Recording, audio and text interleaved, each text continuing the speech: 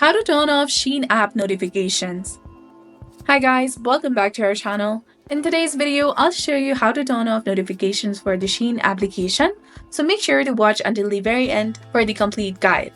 So now let's get started. So turning off the Shein notifications is really simple, but you won't be able to find the option directly in the app. Instead, you just have to open your phone settings to disable these notifications. So open your phone settings, scroll all the way down and go to apps.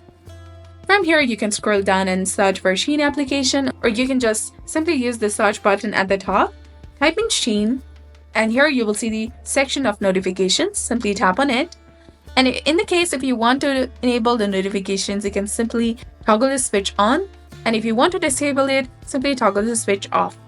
By doing this, you will no longer receive notifications from the Shein application. So I hope this video was helpful. If you have any questions, feel free to leave them in the comment section, and thank you for watching. See you in the next one.